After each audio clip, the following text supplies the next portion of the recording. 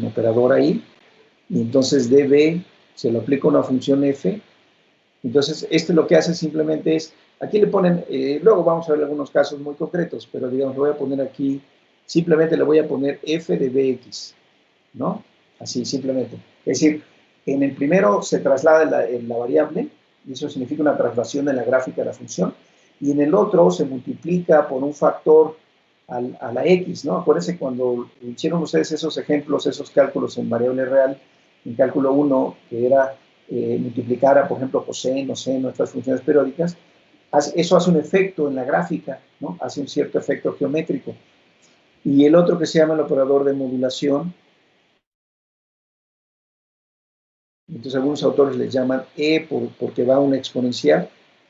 Entonces, otra vez, o sea, va L2 de R a L2 de R, pero aquí lo que quieren hacer es, toman F, y aquí más bien lo multiplican por E a la 2 pi i c x f de x, ¿no? Algo de ese estilo. O sea, multiplican por una exponencial. Aquí, creo que aquí no va la x. No, es así, ¿no? Multiplican, modulan, digamos, a la función. Aquí, como f está tomando valores complejos, multiplicar por la exponencial, acuérdense que lo que produce es hacer una rotación. Entonces, tiene un efecto geométrico en las imágenes de la función. Entonces, ¿cuál es la idea en el caso de las ondeletas? Es como esta idea que les decía dejar.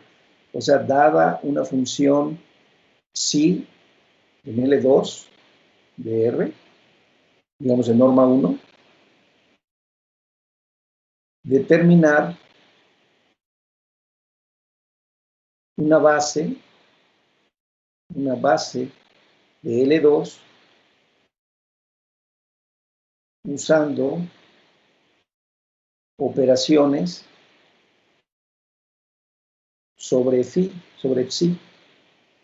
¿Sí? Esa es la idea. Entonces, fíjense, ¿qué hace estos operadores de traslación? Eso es lo que yo decía hace un rato. Imagínense que tomaron la gaussiana. Entonces, si ustedes le aplican el operador de traslación, TA, pues entonces, ¿qué hace este operador de traslación?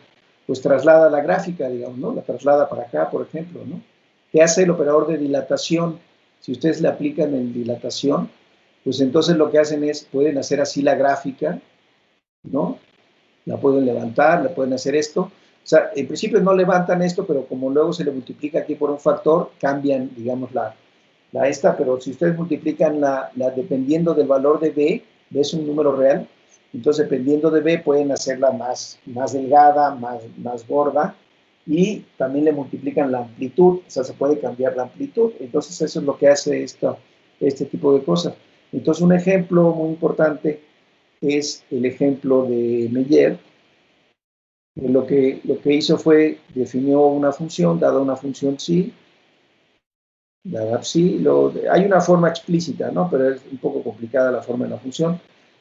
Pero lo que se hace es se define la función i, vamos a ponerle jk de x. Entonces, esta función lo que hace es multiplica por 2, j entre 2, es decir, aquí le ponen en el de modulación, en que está aquí de dilatación, le pusieron un factor aquí, eso también es posible.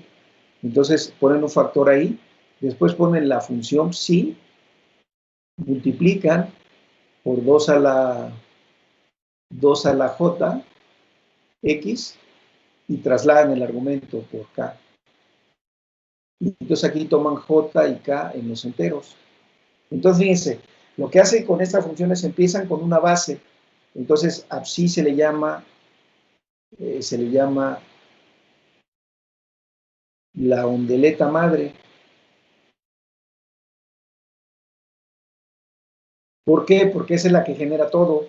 Fíjense, ¿qué es lo que están haciendo aquí? Pues se está multiplicando entonces le están haciendo esto a la gráfica. Le están restando k, le están haciendo para acá. Le están multiplicando por ese factor, están levantando la amplitud. Fíjense, si aquí le multiplico por 2 a la, bueno, voy a poner el mismo factor b o algún factor. Si multiplican por b, entonces ahora lo que hacen es, ¿no? Le hacen así, por ejemplo, crecen la amplitud, ¿no? Entonces, esto es justamente lo que está haciendo esta. Entonces, para una cierta función que describió Meyer, se dieron cuenta que usando esto les daba precisamente el conjunto de todas estas funciones, psi k, tal que k y z y j están en z. Entonces, esta es una base de L2. Pero entonces, fíjense, ¿cuál es la diferencia entonces con el asunto que teníamos, del que hablábamos en las transformadas de Fourier, en las series de Fourier? Que ahí teníamos L2 de la circunferencia unitaria y la base era este conjunto discreto, infinito, de las exponenciales. Pero esos estaban dados porque eran los caracteres del grupo. En ese caso, aquí no hay uno natural, digamos. Entonces lo que hizo Meyer fue definir una función explícita que funcionara y que lograra generar una base. Entonces, este es el ejemplo, vamos a analizar en su momento. Y les pongo el ejemplo de Haar. El ejemplo de Haar. Entonces, fíjense, lo que hace Haar es que define esta función, si x. O sea, aquí le puse h antes, lo voy a obviar ahora. Pero entonces lo que dice Haar es, bueno, tomo que valga 1 entre 0 y un medio. Que valga menos 1 entre un medio y 1. Aquí vamos a ver dónde va el más y el menos. Creo que no pueden ser los dos al mismo tiempo, ¿no? Entonces, así vamos a poder hacer. Aquí menor, un medio, y aquí menor igual. Así, vamos a dejarlo así. Un medio. Y vale 0 en cualquier otro lado. Entonces, fíjense, esta función la pueden ustedes escribir como psi de x si toman la función característica del intervalo 0, 1 medio, más, menos la función característica del intervalo 1 medio, 1, ¿sí? En x. En x menos la función característica en x. Entonces, fíjense, esta función, pues básicamente es en el intervalo de a 1 medio, pues lo que hace es que esto vale 1. Vale 1 exactamente. Y en el otro intervalo vale exactamente menos 1. Menos 1. ¿Sí? Esa es la gráfica, digamos, de la función psi. Es esta, lo voy a poner así. Son dos tapas. ¿Sí? Entonces, fíjense, esa es una función discontinua, ¿no? Es discontinua. Está acotada, pero es discontinua. Entonces, aquí, observen, si ustedes les aplica todas estas operaciones, como multiplicar el argumento, por esto, ¿qué van a hacer? Lo que van a hacer es que esto que está aquí, pues lo van a encoger, lo van a alargar, ¿no? Etcétera. Entonces, cuando le apliquen sobre todo los enteros, pues van a tener una colección ahí de funciones, ahí como extrañas, ¿no? Que son estas así discontinuas y que van haciendo ahí como el juego. Entonces, desde cierto punto de vista del desarrollo de la teoría, esta función de Haar hace lo que se espera que se haga, pero no tiene propiedades de regularidad, pues es una función discontinua. Entonces, en ese sentido, tiene ciertas propiedades que no son tan deseables o que no ayudan mucho, digamos, en el desarrollo de la teoría. Entonces, por eso es que también no hubo como mucho impacto, ¿no? Para la función de Haar. Lo que yo les sugiero es que se vayan al GeoGebra o a donde sea y metan esta función de Haar y hagan las operaciones estas de modulación o de multiplicación, de traslación, de dilatación, para ir viendo, por ejemplo, háganle estas operaciones, miren, a esta función háganle eso, ahora definan psi y j, jk de x, igual que antes, ¿no? Igual que esto que estaba aquí. Hagan lo mismo, defínanlo igualito, defínanlo como 2 a la j entre 2, psi 2 a la j por x menos b menos k, y denle valores ahí de enteros de j y k, y vean la gráfica, ¿no? Vean la gráfica de estas funciones para ver qué es lo que está pasando con las funciones, ¿no? O sea, tienen doble efecto, ¿no? O sea, o las hacen más delgadas, o las hacen más gordas, o las trasladan a la derecha, a la izquierda. K y Z son enteros, entonces puede ser positivo o negativo, trasladan a la izquierda, a la derecha, y luego tienen el otro que hace la amplitud. El otro hace la amplitud, si la J es negativa, pues entonces están dividiendo entre algo, si la J es positiva, están multiplicando ahí por algo, en fin. Entonces, la invitación es que jueguen ustedes con esto, jueguen con esta ondeleta de Hart, y deja ponerlo aquí como un ejercicio, hacer experimentos.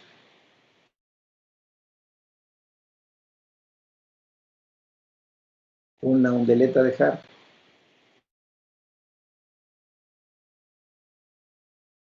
La siguiente semana vamos a empezar a ver esta teoría, entonces vale la pena, ¿no? Hagan ese experimento, ¿no? Hagan esas pruebas, digamos, ahí, ¿no? Con esta ondeleta, métanse en la GeoGebra, denle valores a J y a K, traten de pintarlas al mismo tiempo. Y entonces acuérdense que la idea de las bases es que cualquier elemento del espacio lo quieren describir en términos de sumas, ¿no? De esos elementos, de las bases. Entonces, aquí los elementos de la base pues son estos elementos psi, j, k, ¿no? Esos son estos. Entonces, ¿cuál es la diferencia? Como decía, una de las diferencias con el análisis de Fourier, pues que en el análisis de Fourier teníamos una base, que eran, digamos, las exponenciales, que era el grupo de caracteres, ¿no? Los elementos de los caracteres. Y eso ya teníamos como una colección infinita de funciones. Y son diferentes, en la base ortonormal. En este caso, la idea es que con una sola función, ustedes pueden generar toda una base. Esa es la idea. Esa es la idea, y eso es algo diferente. Entonces, con una sola función generan toda la base, y entonces pueden escribir a cualquier elemento del espacio en términos de estos elementos de la base, ¿no? Entonces, cuando lo quieren escribir el desarrollo en series, tienen que poner una doble suma, porque tienen que sumar sobre K y tienen que sumar sobre J. Entonces, como ejercicio interesante, vayan al bueno, sí le voy a poner la H, le puse al principio la H de Hart, creo que sí, aquí no me afecta, la H de Hart. Vayan al GeoGebra y métanle, hagan experimentos, jueguen ahí con la ondeleta de Hart, y ya me platican lo que vieron, o si alguien puede hacer algunas imágenes y todo y las puede mostrar la siguiente semana, pues estaría fabuloso. Entonces, pero por ahí va entonces esta idea. Nosotros el siguiente tema que vamos a ver es justo la teoría, un poco, algunos aspectos de la teoría de ondeletas. Lo que voy a hacer a partir de estos temas es, ya no les voy a dar notas, lo que voy a hacer es voy a elegir alguna referencia. Hay una cantidad infinita de referencias. Si ustedes desde ahora empiezan a buscar en la red, hay una cantidad infinita de referencias. Elijan la que esté más cerca de su corazón. Yo voy a tratar de elegir una que me parezca sencilla, que podamos seguir. Les platico yo las ideas sobre esa referencia y luego ponemos ahí la referencia para que todos puedan consultarla, ¿no? Entonces ya en esa parte no escribo notas, ¿no? Hay muchísimas cosas escritas, ¿no? Entonces no vale la pena realmente, ¿no? Bueno, esa es entonces como la idea que está aquí de juego, bueno, detrás, digamos, de la teoría esta de ondeletas. ¿Hay alguna pregunta, comentario?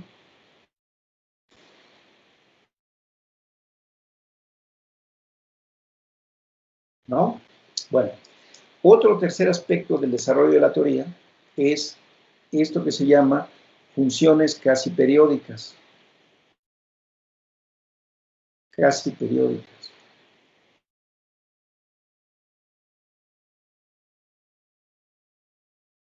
Y esta es obra de un solo hombre, el desarrollo de este trabajo, o de esta teoría, o al menos la primera parte, porque también la teoría se desarrolló muchísimo a lo largo del siglo XX, pero en los años 1920, como a finales del 1920, a principios, yo me imagino que a principios de los 20, Harald Bohr,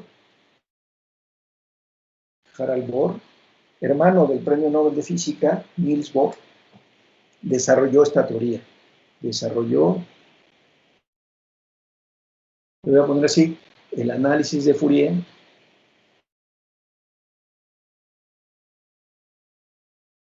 para funciones que se llaman casi periódicas.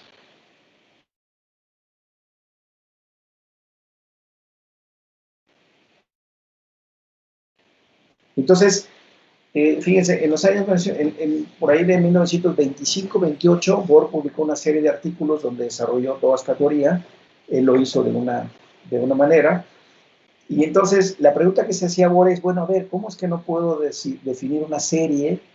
Es decir, ya tengo la serie para funciones periódicas, pero si la función no es periódica, o sea, si la pienso absolutamente integrable como nosotros la consideramos, ¿cómo es que no puedo describir una serie? ¿No? O sea, tengo la integral, pues es la versión continua, la otra es la versión discreta. Entonces un poco era como las interrogantes de Bohr, ¿no? O sea, no se puede. Entonces lo que él hizo fue justamente encontrar, digamos, un punto intermedio y desarrolló esto que se llama la teoría de funciones casi periódicas. Entonces esto dio lugar a un desarrollo importantísimo, porque esta teoría se desarrolló luego en espacios generales, en espacios de Banach, en espacios de funciones especiales, en grupos topológicos también, todo un desarrollo de la teoría de Bohr. Entonces dio lugar a un desarrollo importantísimo, digamos, de la teoría del, no solo de, digamos, el análisis de Fourier y las series, porque lo que Bohr quería era escribir la serie, digamos, ¿no? Y dijo, está bien, o sea, si la F es periódica, tengo una serie. Y si no, entonces no tengo una serie. Dice, no, yo quiero tener una serie. O sea, como que se obsesionó con la idea de la serie. Y entonces dice, bueno, voy a definir una serie. Entonces vamos a empezar, o vamos a suponer que tenemos funciones, sea f, imaginemos que tenemos una función continua, definida en R, le voy a agregar aquí C. Entonces es una función de los reales a C, que ya definimos esa, ¿no? Vimos que tiene la norma del supremo, etcétera, ¿no? Entonces toma una función aquí, y entonces lo que hace Bohr es que define, bueno, lo voy a decir de la siguiente manera. Entonces voy a dar la definición de una manera, no es exactamente como la dio Bohr, pero de una manera muy cercana. Entonces, en el espacio de funciones, aquí, definimos lo que se llama una acción de grupo. O sea, definimos una acción de R por C de R, en C de R. Entonces lo que dice bueno, tomas una T, tomas una función, ¿y a dónde lo mandas? Entonces lo mandas a la traslación, yo le llamé L sub TF, ¿no? Así le hemos llamado a la traslación, hace rato le llamé T, pero esta es la traslación, donde L sub T de F en X, pues está definida como F de X menos T, ¿sí? Así. Entonces, T en R, entonces define una acción. Entonces, lo que yo les platiqué alguna vez es que aquí lo que está pasando es que en el espacio de funciones, C de R, pues nos paramos en una función f y es como si metiéramos una copia de R al espacio de funciones, ¿no? O sea, como si metiéramos una copia de R al espacio de funciones, ¿no? Ahí. Entonces, ese es un espacio infinito, es un espacio infinito. Y entonces, tengo como una copia, meto una copia de R. Aquí no, aquí va, bueno, este va como por abajo, ¿no? Para que se vea que va continuo, es una copia de R, ¿no? Así. Entonces, una noción importante cuando uno estudia acciones de grupos, este es un grupo que actúa en un conjunto, satisface ciertos axiomas, es la noción de órbita. La órbita del punto F es, entonces le llamamos O de F. Pues esto básicamente son todos los trasladados LTF, tales que F, T está en R. Eso es lo que está en rojo, la órbita, ¿no? O sea, yo empiezo con un T, si T es 0 estoy en F, y cuando muevo T, me estoy moviendo como sobre esta copia de R que está metida en ese espacio de dimensión infinita. Esa es la órbita. Y lo que se considera es lo siguiente. Entonces, la definición que da Bohr, digamos, no la da exactamente así, pero esta es una definición equivalente, es que F es casi periódica,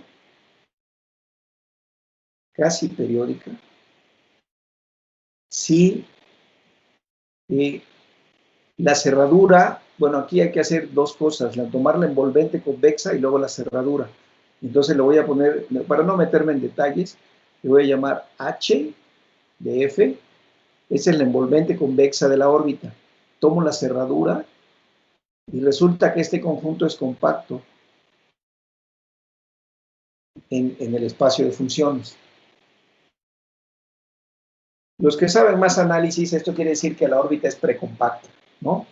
O que la órbita es relativamente compacta. Eso es equivalente en términos del análisis, ¿no?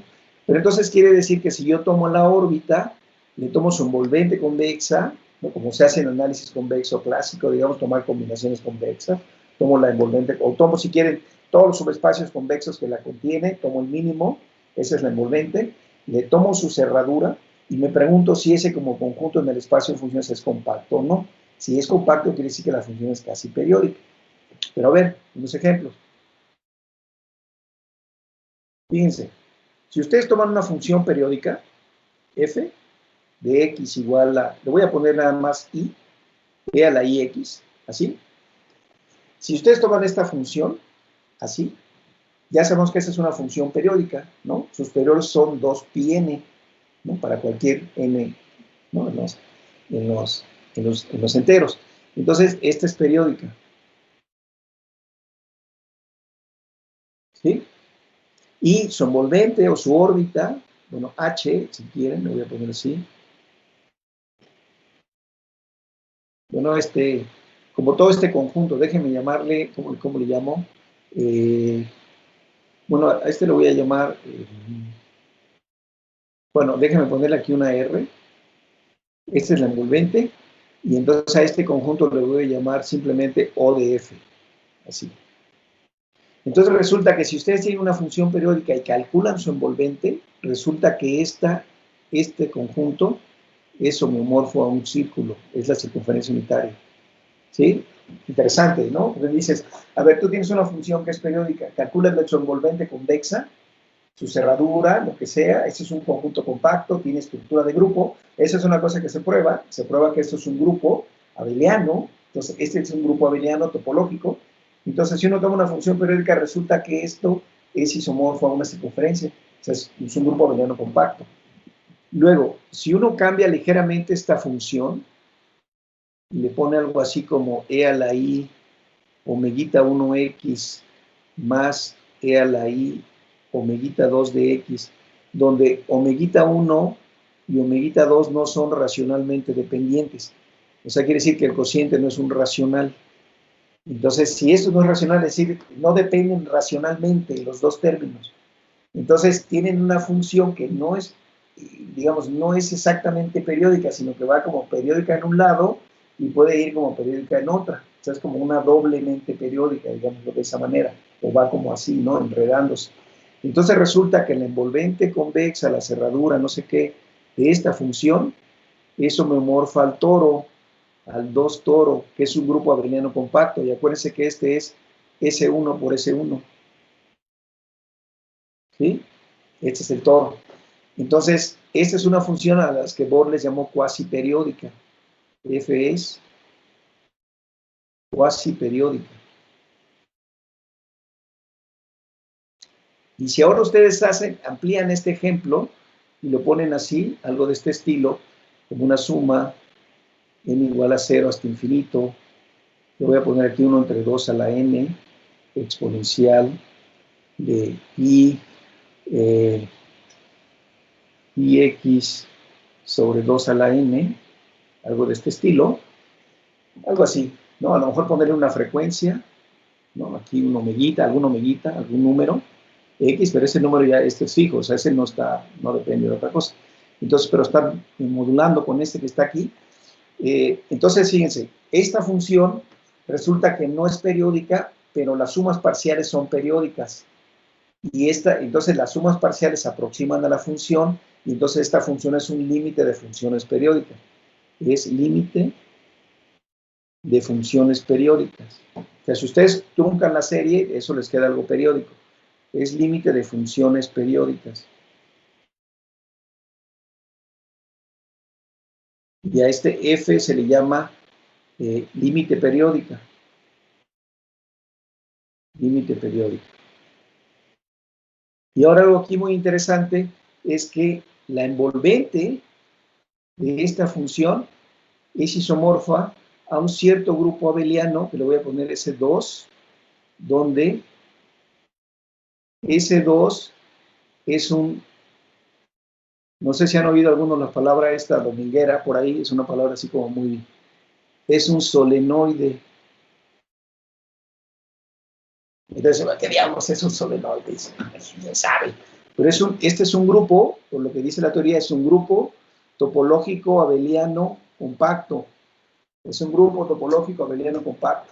Entonces, una cosa muy interesante aquí en la teoría es que cuando ustedes caracterizan a estas funciones casi periódicas en el sentido de Bohr y analizan la envolvente de la órbita, o si quieren, pensemos simplemente en la órbita, resulta que la órbita siempre es un grupo topológico abeliano compacto. Dependiendo de la función, tienen distintos tipos. Hay otro tipo que se llama degenerado, en donde la órbita es isomorfa a un toro infinito, o sea, un producto directo infinito de círculos, circunferencias.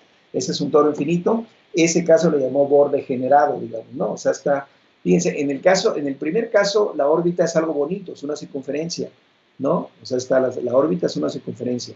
Y en el segundo caso, es un toro. Ahí está, es un toro, ¿no? Si ustedes le agregan otro factor, pues le queda un 3 toro, ¿no? Entonces ese 1 por ese 1, caso finito, se ve todavía muy interesante. Este caso que está aquí es un grupo abeliano que está metido dentro de un toro infinito, Entonces, estos objetos que se llaman solenoides, en este caso unidimensionales, son objetos muy importantes que aparecieron, los introdujo Van Danzig por allá de 1930, y resultó que estos eran ejemplos muy interesantes, muy prominentes de grupos topológicos, en este caso abelianos compactos. Entonces, eso era por un lado. Por el otro lado, en la teoría de Bohr, derivado de la teoría de Bohr, resultó que aparecían estos objetos también, estos objetos algebraico-topológicos, geométricos, aparecen también como envolventes o como órbitas de funciones límite periódica. Entonces, aparecían también esos objetos. Desde el punto de vista del desarrollo teórico de los grupos topológicos, haciendo ciertas construcciones con los grupos, se dieron cuenta que también aparecían este tipo de objetos solenoides. Este es uno muy particular que se llama el solenoide diádico. No, en un momento posterior, si hay oportunidad, les platico la historia. Pero entonces aparecieron esto. En sistemas dinámicos, en la teoría de sistemas dinámicos, resulta que aparecen como atractores de sistemas dinámicos. Ahí aparecen los solenoides también. Y luego en mecánica celeste, en ciertos sistemas hamiltonianos, aparecen como también como conjuntos minimales de ciertos sistemas hamiltonianos. Entonces resulta que aparecen en muchos contextos, en muchas partes, y desde el punto de vista del análisis armónico abstracto, pues es un grupo topológico abeliano compacto, pues es un objeto natural, idóneo, para hacer el desarrollo de todo el análisis armónico abstracto, ¿no? En este grupo. En el caso del círculo, pues ya lo hizo Fourier. En el caso del toro, se siguió desarrollando como consecuencia del análisis de Fourier. En el caso del solenoide, pues ese no existe, el análisis tal cual, entonces hay que hacerlo, ¿no? Entonces hay algunos por ahí interesados en el medio que les interesan estos temas, ¿no? Entonces aparecen esos objetos. Entonces derivado, y entonces eso aparece en la teoría de Bohr, y entonces Bohr puede escribir o describe la serie de Fourier, lo voy a llamar Bohr-Fourier, para funciones casi periódicas. Entonces, fíjense, estos casos, límite periódico, cuasi periódica, periódica, son casos especiales de funciones casi periódicas. Entonces, las funciones casi periódicas, esas las abarca como todos estos ejemplos. Estos son casos ya, digamos que se dividen en 3 grandes bloques, que son estos: las periódicas, las cuasi periódicas y las límite periódicas, ¿no? Eso es lo que hace aquí la teoría de Bohr. Entonces, Bohr describe de manera muy exitosa toda esta teoría, y la reporta en un libro que se llama Almost Periodic Function, publicado en Chelsea en 1947, una cosa así. Se volvió a hacer una segunda edición, como algunos años después, pero ahí reporta Bohr como el resultado de todos estos, de esta teoría. Y lo que les decía es que todo este desarrollo de Bohr, todo el desarrollo de la teoría de Bohr siguió en muchas direcciones, ¿no? O sea, porque ustedes pueden poner, en lugar de poner C como contradominio, ponen un espacio de Banach cualquiera, tienen toda una teoría de funciones casi periódicas. Si en lugar de hacerlo en R, lo hacen en C, o lo hacen en otro espacio, o lo hacen en un grupo topológico, abeliano localmente compacto, tienen toda la teoría de funciones casi periódicas de Bohr. Y entonces, dependiendo del grupo, dependiendo de las propiedades que tengan, se vuelven a hacer las mismas preguntas. Si es posible escribir la serie, bajo qué condiciones, qué son los objetos, qué son las propiedades que son ahí importantes, que determinan o caracterizan a su teoría de funciones, ¿no? Entonces, eso es así como un boceto. El otro tema que vamos a ver, entonces, en el curso lo que sigue, vamos a ver es un poco de ondeletas, entonces, vamos a ver algunos aspectos de la teoría de ondeletas. Después, no voy a ver esto de casi periódicas, ese lo voy a dejar como al final, al tercer tema. Un segundo tema voy a ver lo que se llaman distribuciones, para los cuales los espacios de Schwartz que introdujimos van a ser de mucha utilidad, y luego vamos a ver lo de funciones casi periódicas, ¿no? Ese es como el plan para el resto del semestre, estamos a la mitad del semestre, entonces el resto del semestre, ese es el plan. La siguiente semana, el martes, no haremos clase, nos vemos hasta el jueves, y el jueves ya empezamos con la teoría de ondeletas, ¿no? Y yo espero ahora sí ya, sin excusa ni pretexto, mañana más tardar el sábado, les coloco ya la lista de ejercicios del capítulo 2, que es lo que corresponde a transformada de Fourier, y la siguiente semana, el viernes, hacemos una sesión de discusión de ejercicios, y a partir de ese momento ya podemos fijar una fecha de examen. Y esa sí es para todos, digamos, ¿no? Para los de Guanajuato sería el segundo examen parcial, para los de El Salvador sería el primer examen. Lo haríamos, la fecha tentativa creo que yo propuse, me parece que es por ahí del 12 de mayo. Estaríamos a tiempo muy bien para hacer el examen en esa fecha. Bueno, tenemos 9 minutos. ¿Quieren comentar algo? ¿Preguntas? ¿Dudas? ¿Quejas? ¿Sugerencias? ¿Algo que quieren agregar? ¿Aclarar?